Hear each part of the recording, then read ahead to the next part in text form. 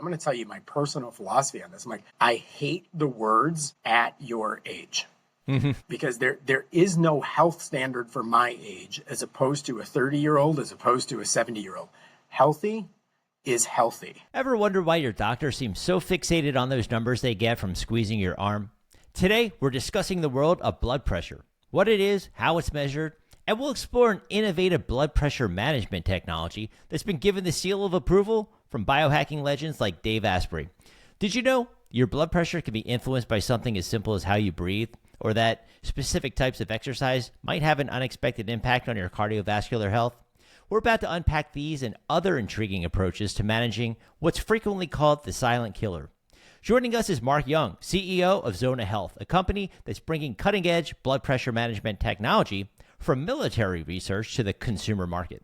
He's here to challenge our perceptions about how we approach heart health and share some remarkable discoveries about the body's ability to regulate its own blood pressure. If you're concerned about your cardiovascular well-being or just curious about the fascinating ways our bodies function, this episode promises to get your pulse racing in a good way. So let's dive into the beating heart of health innovation.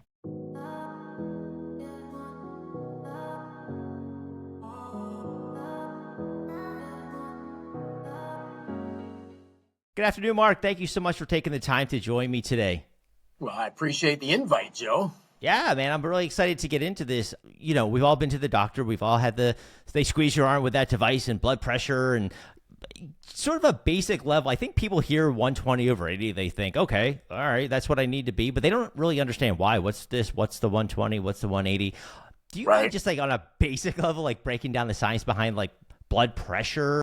Yeah, so blood pressure itself, I mean, it's kind of that mystical whatever, and I speak in metaphors on a regular basis, so everything I do is going to have some kind of metaphor attached to it. But, I mean, blood pressure literally is the amount of force that it takes for the heart to push blood through your bloodstream. So from a cardiovascular standpoint, it is the heart has to do some amount of work to push blood all the way through your entire body to get it back to the heart to be pushed again, right? It's a circulatory system, circulatory because it's moving in one big circle. And that's really what blood pressure is, and it's measuring that amount of force that the body takes. When somebody's diagnosed with high blood pressure, as an example, that just means that if, like a kinked garden hose, there's my metaphor, there's more pressure required to push water out the other end of the hose because there's something going on in the middle of it, right? If you release that kink, suddenly water, you get this big spurt, but then the water flows more freely because it doesn't require as much force to actually get through the system. So that's ultimately what that measurement is how hard is the heart working? And you can imagine the harder the heart has to work, the less amount of time that heart is going to last. So that's high blood pressure. What would low blood pressure be doing? Yeah, low blood pressure typically is just measuring that low blood pressure in and of itself is not terrible, depending on how low that is, obviously. But low blood pressure means that, so your cardiovascular system, I'll give you an example and say that cardiovascular system, every artery, veins, capillaries, the whole deal, but imagine an artery, is going to expand and contract. And the body intuitively knows how wide that blood vessel needs to be. And we call that vasodilation. Like, what is the dilation of that vein? Most people know about dilation, I'll say like from an eye. Like you go to the eye doctor, you get your pupils dilated. What does that do? Well, it widens them. And when you widen it, that means the light gets in that much more and you're wearing sunglasses all day long because it's too much light.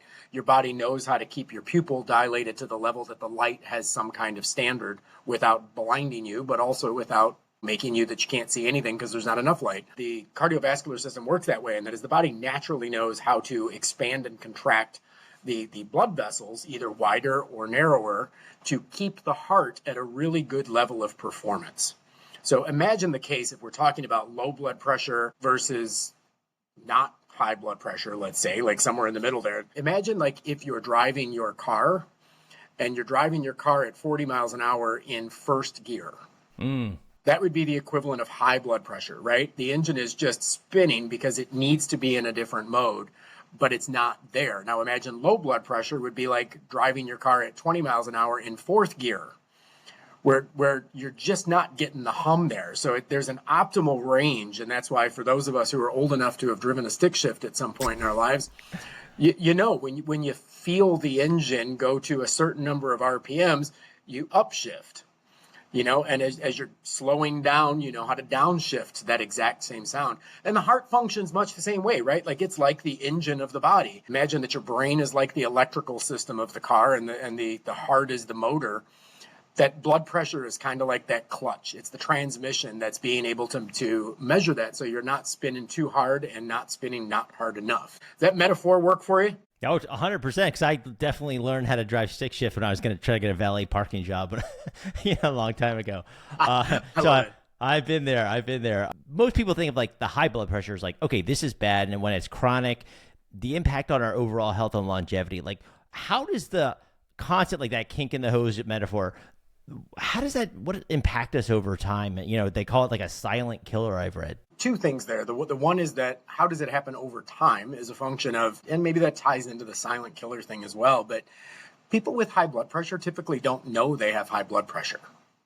So they don't realize that there's a problem. And the truth of the matter is 45% of the adult population in the United States are diagnosed with some level of hypertension or prehypertension.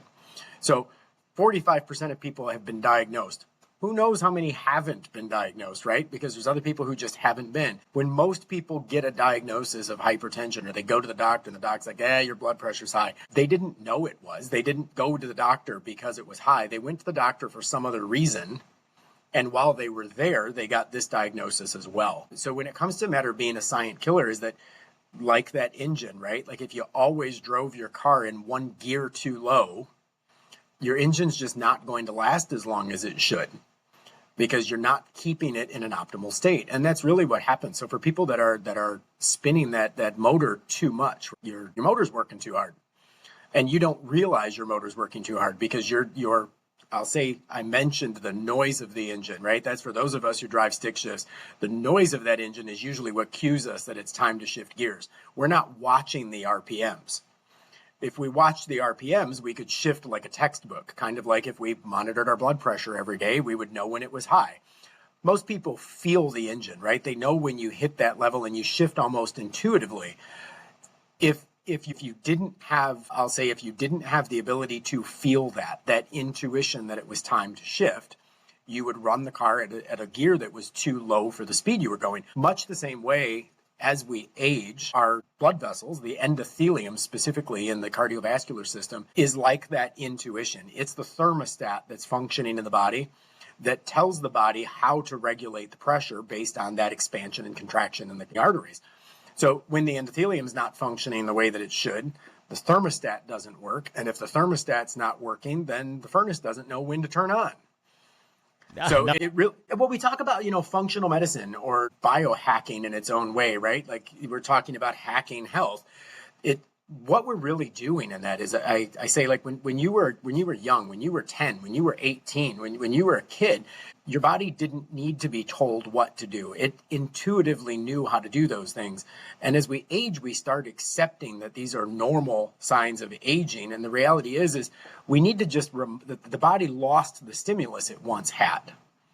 And literally functional medicine or biohacking or whatever the word is we want to use for it, holistic medicine, it's just reminding the body what it already knew. We're literally just reminding the body to do what it already knew how to do. You didn't pick all of your gut biome when you were born. It was there, and you assume that it continues to function the way it does. And it's part of the marvel of human existence, right? Or any kind of life, is the fact that all of these exist without us even knowing about them. And then we discover them like we're really smart. It's like, well, that's cool that we discovered them, but how amazing is it that this has been going on for a long time before we even knew what was going on? And cardiovascular system the same way. The body knows how to regulate its own blood pressure. It forgot. And it forgot for a reason, because a signal got blocked somewhere along the line. And we need to go get that signal firing again, and the body goes back to doing what it does. That makes perfect sense. Are there lesser known effects of high blood pressure that, you said maybe you're out at a wellness check every year, and that's when you discover, okay, I wasn't here for that, but hey, like I mentioned in the beginning, you kind of go in and they check it anyway. Are there lesser known effects that people might be motivated to pay more attention to of high blood pressure? So I'm going to give you an opinion here, and it's just an opinion, but I'm going to say that we talk about hypertension as being a diagnosis. And part of my opinion is that hypertension is not a diagnosis, it's a symptom. and we haven't figured out what the diagnosis is yet. We end up reducing the symptom and never really find out what the real problem is. In much that same way, what we find with hypertension is, there's if your blood pressure is high, there's a lot of things that can happen. Headaches are very normal. If it's very high, people will end up with blurred vision. They'll have sleeping problems. They'll have mood issues that are related to it. So there's a lot of things that can happen. But, often in the industry, we have conversation and talk about where blood flows, health goes, right? That you don't have any healthy system in your body if blood flow is interrupted. And because of that, asking what are the symptoms of a blood pressure problem? Well, I don't know. Where do you have blood? Because if you're having a blood issue, you're having an everywhere issue. You're not just having a digestive issue, or you're not just having a nervous system issue. You're having an everywhere issue when you've got a problem with blood. So symptoms can be all over the place, and that's again part of the reason why when we end up getting a diagnosis, if you will, of hypertension, it normally is a secondary diagnosis to some other reason why we went to the doctor's office. You're going in, let's say, complaining about headaches, but you walked out with blood pressure medication, right? Like that wasn't what you expected. Or you're going in because you're having some ache or pain or something along those lines. Well, if blood's not flowing properly, perhaps you're dealing with joint toxification. Now you've got toxicity that's causing you to have these issues, and then all of a sudden you find out your blood pressure's high. Well, there's a correlation to those things. So Google that. Like you'll find 100 different things associated, right? Yeah. So look at your device, right? Zona Plus. Like, can you give listeners an idea of what it is, what it does? Yeah, well, let me start with one cool thing. I'll kind of connect the dots there because we jumped into the blood pressure conversation there. And some people may know I'm the CEO of a company called Zona Health, and Zona Health manufactures the Zona Plus, as you just mentioned. And Zona Plus is an isometric exercise equipment. And for those that are on camera, you can see it's a cool device, kind of looks like that Star Trek phaser, or, we get people saying it looks like a checkout scanner. The reality is like it's ergonomically shaped for the palm of your hand. And it was actually designed after a fighter jet joystick. So not a surprise that it's shaped that way, because that's where all the original clinical trials were done for it, were after some studies that were done with the U.S. Air Force. So not a surprise, big correlation there. But the science behind Zona is all related to isometric exercise. People who do isometrics. It was a big thing back in like the 90s and stuff. Everybody did isometrics. But for those who aren't familiar with what isometrics is, let me connect that dot real quick. And that is, there's 3 different types of movement for a muscle. There is eccentric movement, which is the expansion of a muscle. So consider yourself that you're going down on a sit-up. There's concentric movement, which is the constriction of a muscle, which would be like the up of a sit-up. So the up is concentric, the down is eccentric. You're contracting, you're expanding.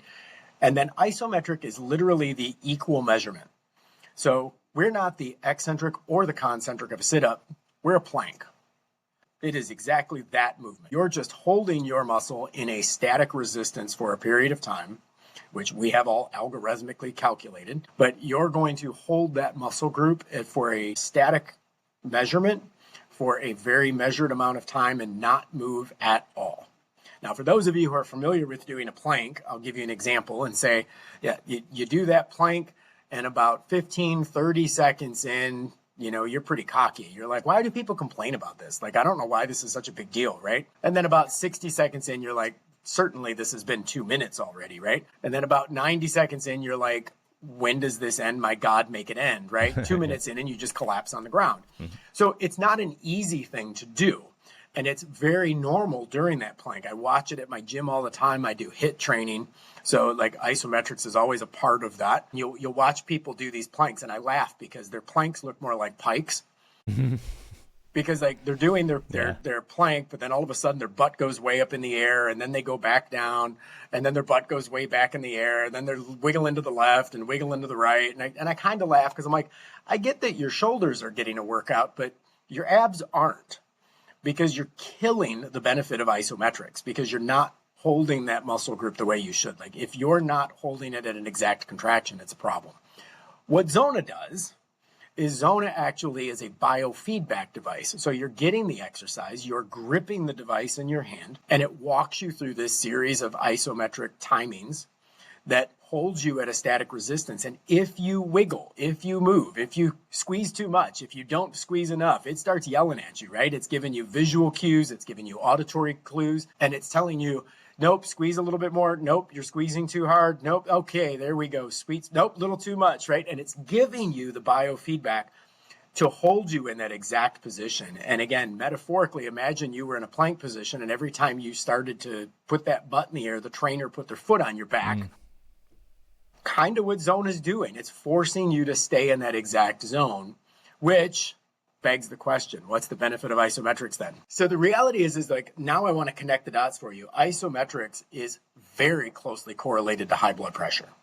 And what happens when you're doing isometrics, and I'm going to give you two examples. When you're doing isometrics, two things happen. The first thing is you're doing what we refer to as vagal conditioning. And part of that is if you're working with the vagus nerve, you're understanding that you're moving your body from this sympathetic, parasympathetic, sympathetic, parasympathetic.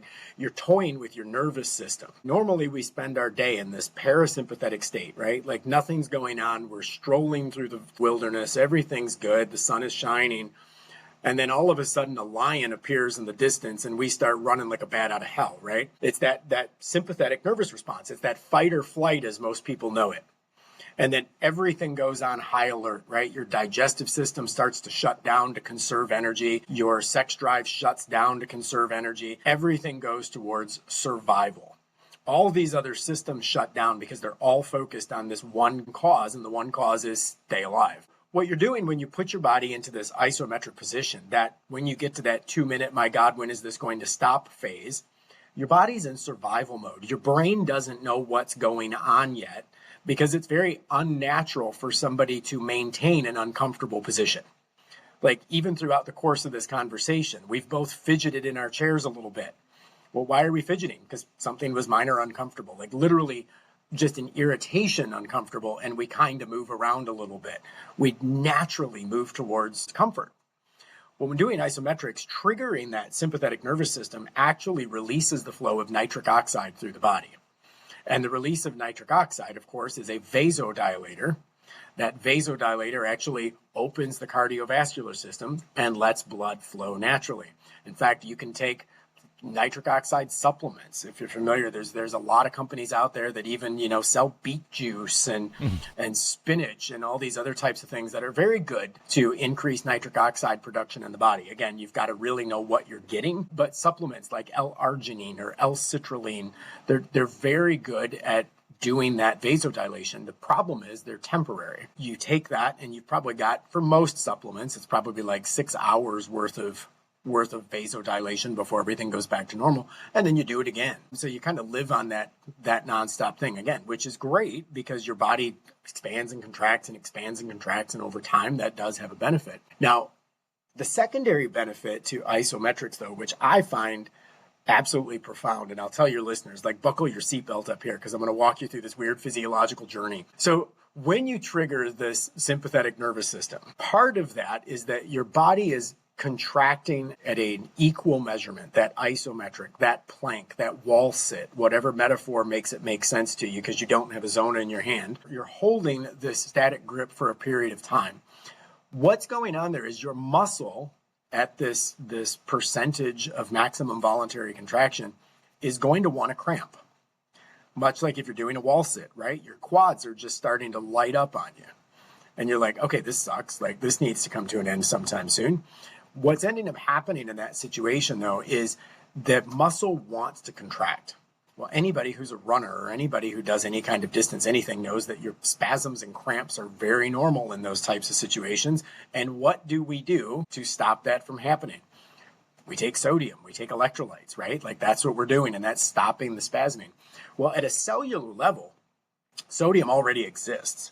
We already have sodium in our body, and we also have potassium in every one of those cells. And at a cellular level, sodium and potassium must always remain at an equal amount. There's always a balance between sodium and potassium in a cell, which means if either one is released from a cell, the other one gets released also, because they have to stay at that balanced level. Well, let's take a step back, because earlier we talked about the endothelium, which was that lining that lined the cardiovascular system. And I made reference metaphorically that it was like a thermostat to a furnace, right? that the endothelium knows how to expand and contract the blood vessels because that's what it's born to do. It's a thermostat. Imagine the endothelium is like a sponge. And over time, if you leave a nice moist sponge sitting by the sink, what ends up happening? The moisture evaporates, it dries up, and it almost gets kind of brittle. Well, now try to squeeze that sponge into a small space, and you'll understand that a brittle sponge doesn't bend. That's the endothelium. Your endothelial lining in the cardiovascular system, we call it arteriosclerosis. But over time, what ends up happening is when not provided the correct stimulus or the correct nutrients or the correct exercise, that endothelium begins to dry out like a sponge that's no longer flexible. The expansion and contraction, that vasodilation that needs to happen in the cardiovascular system can't because the endothelium has gotten dry, if I can use that word. It's grown brittle, it's aged. And because of that, it doesn't function like a thermostat anymore. Imagine the thermostat at your house quit working and it's 50 degrees outside and the furnace won't turn on. Okay, it's not because the furnace isn't working. It's because the thermostat's not telling the furnace that it's cold. You don't need a new furnace, you just need to fix the thermostat. And much the same way, that endothelium, if it could function again, would know how to regulate blood pressure. You don't need a new furnace, right? You don't need a heart replacement. Like literally, we just need to get the body knowing what it knew once. Well, back to our story about the cellular level balance. What do you believe actually is the only substance that will soften an endothelium? Potassium. Here comes our hack. By contracting a muscle and almost forcing it into a spasm, we force out sodium from the cells to protect the muscle. While protecting the muscle with sodium, potassium gets naturally released. Potassium moves through the cell lining, ends up going through the endothelium into the bloodstream, and a byproduct is the endothelium begins to soften.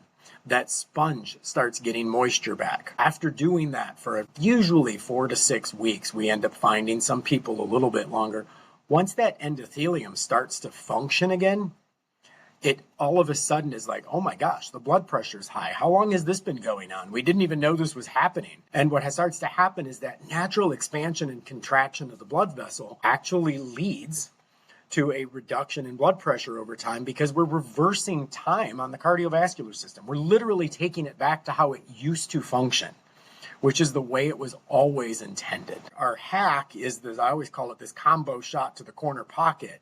And that is, I'm using a Zona because it's a great isolated way of dealing with isometrics. Because of the biofeedback, you get exactly the type of exercise you need, right? It's not an imperfect plank. It's an absolute perfect contraction. And you're getting the feedback to make sure you know, and it gives you a score and tells you how you did throughout your session and everything. All of that's great.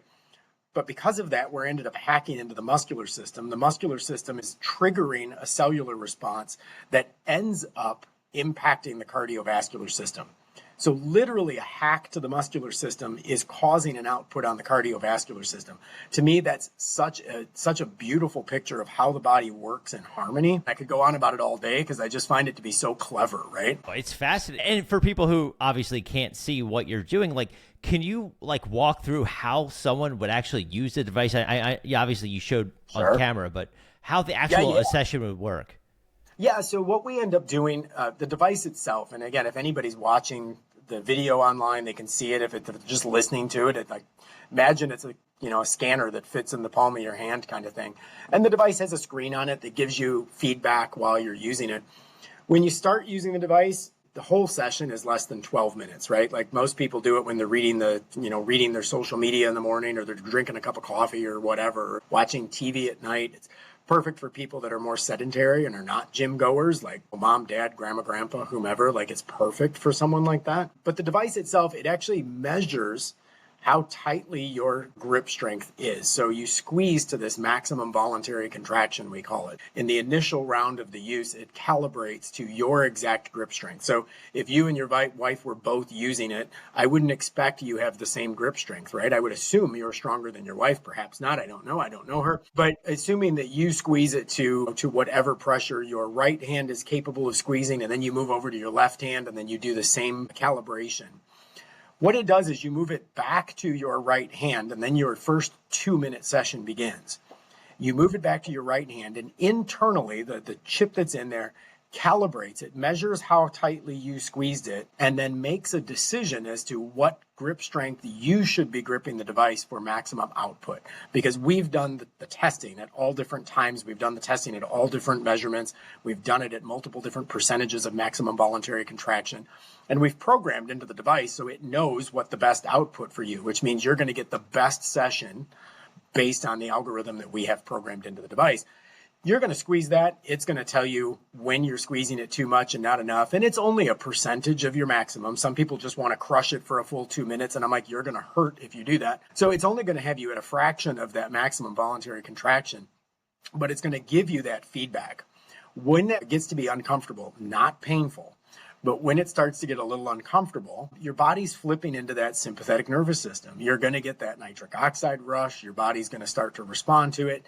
2 minutes in, it's going to tell you to take a break. It's going to say rest. You're going to let go of it with your right hand. Most people kind of shake their hand out a little bit because they've had some constricted blood flow in there. It's going to have you wait 1 minute and do nothing.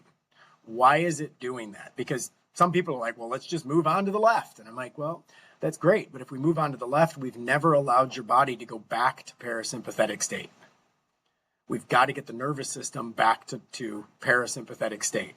We need the body to calm down for a minute. Because we've literally just seen the lion in the distance and sprinted. Now I need to wait a minute before I do my next sprint.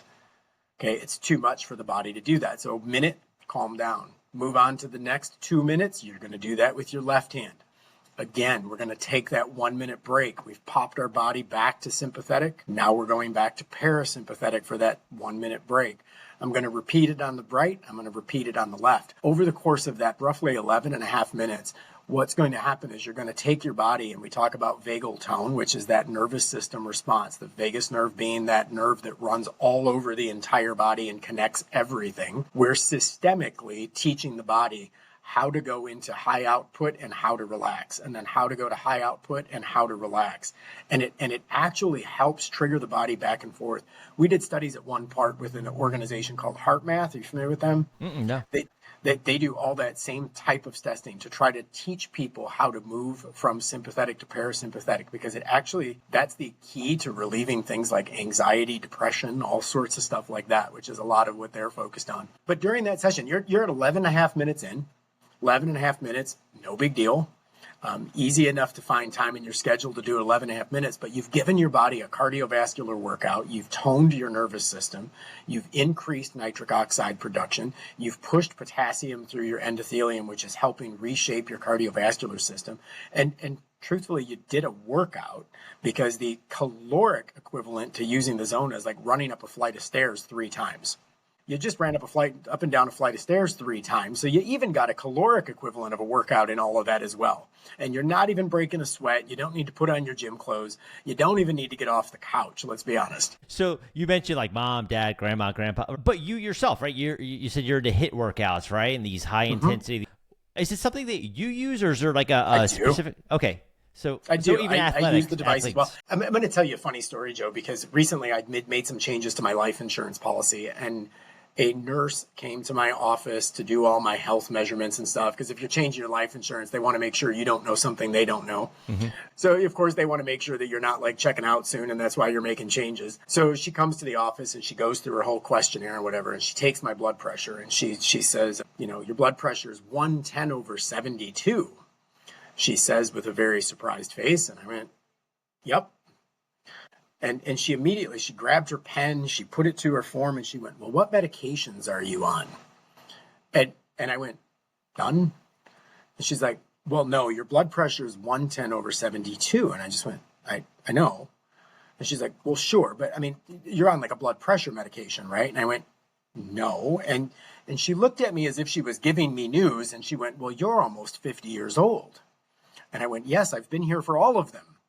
And she looked and she went, well, that's really good for your age. And I went, I appreciate that. I'm like, but should people my age not have high blood pressure? Like, I don't understand like where we're going with this. And she's like, well, I mean, normally at your age, people would already be on some kind of blood pressure medication. And I went, look, I said, I'm going to tell you my personal philosophy on this. I'm like, I hate the words at your age.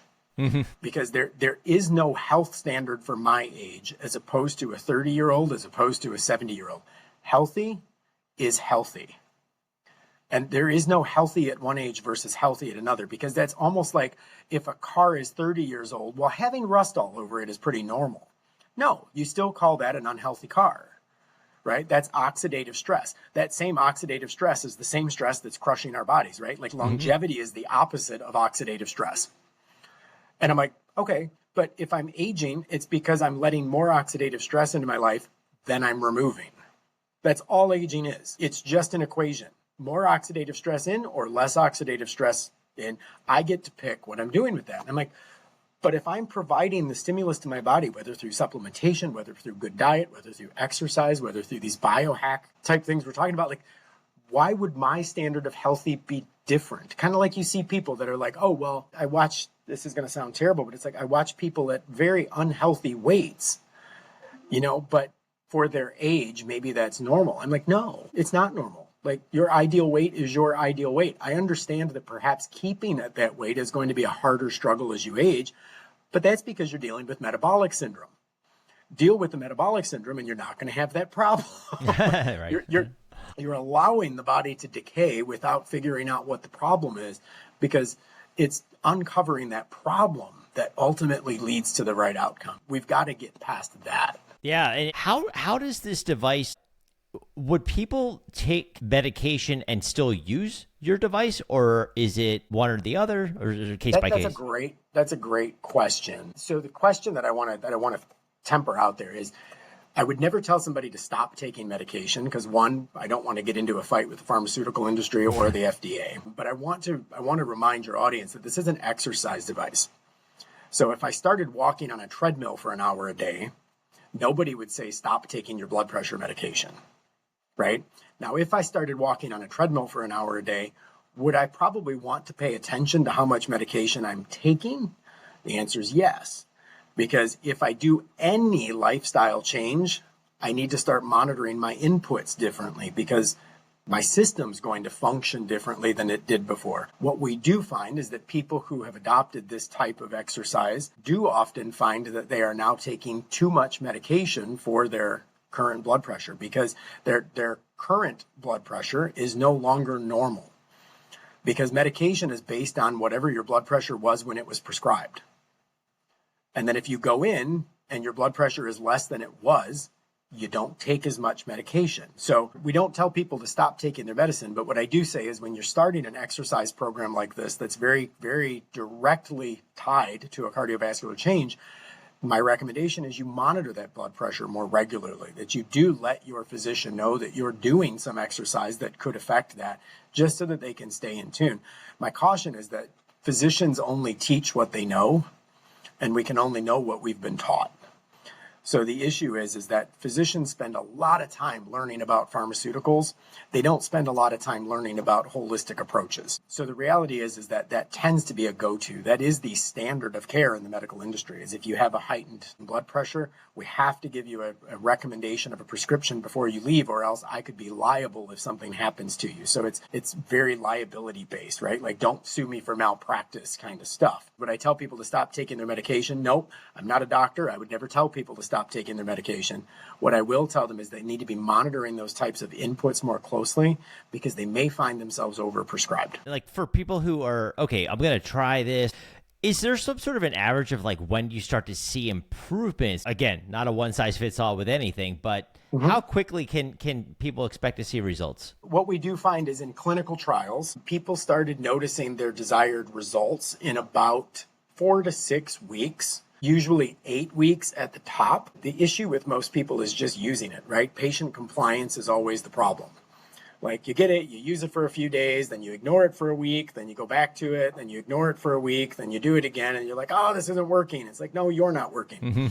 So the reality is like just getting people to use it, right? The treadmill works. We all know the treadmill works. Don't blame the treadmill if you can't lose weight. Like, you got to actually use the treadmill, and whatever inputs also need to go along with that. Expect that if you're using the device to do isometric exercise and using isometrics to try to reduce blood pressure and get it under control, expect 4 to 6 weeks. At 6 weeks, if you're not seeing much, probably up to 8. Some people are just a harder case to crack. And then understanding that the isometric result that we get from this is actually based on age-related hypertension. There are conditions that cause hypertension that aren't related to arteriosclerosis, such as divorce. Right? We're not going to fix your divorce. Like if you've got high blood pressure because you're living in a high stress environment, or maybe you're a tax attorney during, the month of March, that's going to happen. You're going to have those things, and you need to have lifestyle changes to help keep those things under control. So things like stress, things like poor diet, like those things also need corrected in your life. We're specifically trying to target the output that Isometrics affects, which is things like endothelial hardening and arteriosclerosis. Right. And how about like people who are, okay, they have other wearables, other tech that they're already wearing, and they're like, that. Okay, yeah. Like, does this integrate at all, or is it like a complementary piece too? So our device actually links to an app called bpcharting.com that's available online. So people can plug their device right into their computer, and it'll actually upload all that information right into their app. And when they register for that app, it'll track your exercise sessions. It'll track your maximum voluntary contractions. It'll timestamp every time you use it. All of that stuff all plays in, so they can use all of that. It also integrates with a dashboard called Heads Up Health. Heads Up Health is actually a data concatenation dashboard that takes all your wearables, takes all your scales, takes your blood pressure monitors, takes all of this stuff, and puts all of your readings onto one dashboard, so you don't have to use 17 different mobile apps. Heads Up is amazing if you want to go check it out. Heads Up Health. And Zona integrates with Heads Up also. So all your Zona statistics can actually upload, so you can actually see your Zona results right next to your like Omron blood pressure readings and so on and so forth. Everything's available right there. Okay, that's cool. And what about like someone they may have high blood pressure and they're worried trying to get into this state here, parasympathetic, is that going to have any potential risk or side effects on their blood pressure management overall? We've had no side effects associated with Zona in all the time that we've been doing this for a very long time. The reality is, again, I would say it's like using a treadmill. It's an exercise. And when people think of a device that's doing some kind of hack, it's like they almost want to know that they're getting some kind of, fun stimulus or something along those lines. It's like, we're the ultimate biohack. I say that proudly because we're not a supplement that you're having to ingest and add something into your body. We're not even red light. We're not hyperbaric. Like we're not adding anything to your body. We're literally just getting your body to do what your body already knows how to do. We're just letting your body do what it does. We're just reminding it of how to do that. It is literally a hack using your own physiology with no additional stimulus, no additional supplementation, no additional added anything into your system. And to me, that's super cool. Like I believe everybody should own one. I'm not gonna lie. And part of my reason behind saying that is just simply because why wouldn't everybody own something that is easy to do? It's an exercise and it takes hardly any time to add it. You're not worried. No one's allergic to it. You're not dealing with side effects. You're not working with any kind of interactions with any other stimulus you're using. You're not having to stack it with 17 different things. Like, it just makes sense. Yeah. And you've gotten Dave Asprey, like very, very, very, very prominent people in the biohacking world, the father of biohacking, right?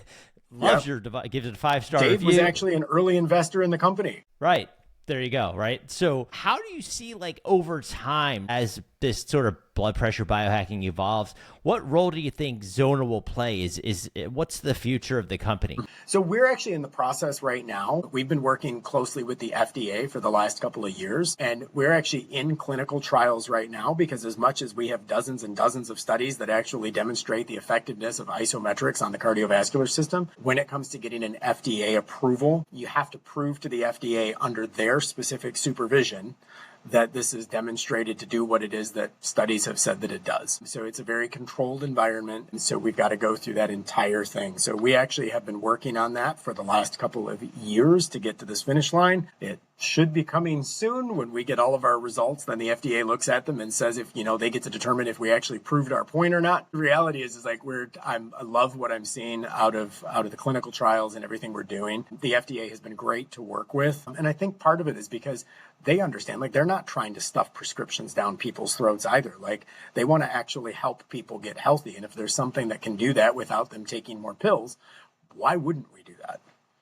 My hope is that should everything go as we plan, that within the next short period of time here, that we will actually be able to market to people and say the FDA approves that this is a first line of defense for hypertension. Because again, if there's anything we can be doing to put our body back the way that it ought to be, like, it is incumbent on everyone to do that. We only get one chance at life, right? Like, I want to see folks live this to the extreme for as long as they possibly can. Yeah, like if you had to give like one key takeaway, what would be like the one key message you want people to take away from this and the Zona Plus? Oh, so much to say there, Joe.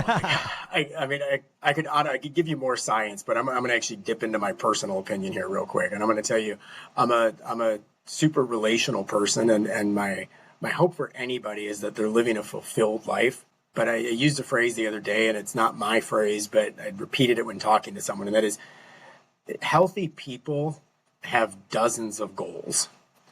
Unhealthy people have one. And the reality is like, if you're living in an unhealthy state, your only priority is to get healthy. But if we can get you living in a healthy state, you get to have all kinds of priorities. And those priorities can be relationships, they can be your family, they can be friends, they can be your career, they can be your charitable interests. But my gosh, the minute you get sick, all of that goes away because you have one thing to do. And my hope is for most people that they prioritize never being there. That paints a pretty vivid picture, right? Because I think we all know someone that's been there, or people listening themselves. Like for people who want to follow your journey, like connect with you online, learn about the Zona, where would be the best places to kind of get in touch with you and the company? Yeah, for sure. I mean, anybody who's interested in learning more about Zona can just visit us online at Zona.com. That's Z-O-N-A, if you haven't heard that word enough throughout this podcast. But Zona.com, you can look it up, learn more about what that device is. If someone really has questions and they want to know more, they can email me directly. I'll answer the email. It's mark@Zona.com. And we've also put together, just for your audience, Joe, a $100 discount. The coupon code they can use if they're interested in buying a Zona, it does have a 90-day money-back guarantee if they're not happy, but it is HackHealth100. HackHealth100 on the Zona site will save them $100 off that purchase. Try it. See what you think. Like, use it. See if you get the results you're looking for, and if not, send it back to us. Whatever. That's very generous. Thank you so much. And but be consistent. Don't try it for a couple of days, put it down, exactly. Right? You got to be consistent. Cool, man. Well, thank you so much for your time today. This was really great. So Zona.com, everyone. And thanks for your time again today, Mark. I appreciate it, buddy. Good seeing you, and I'll talk to you soon.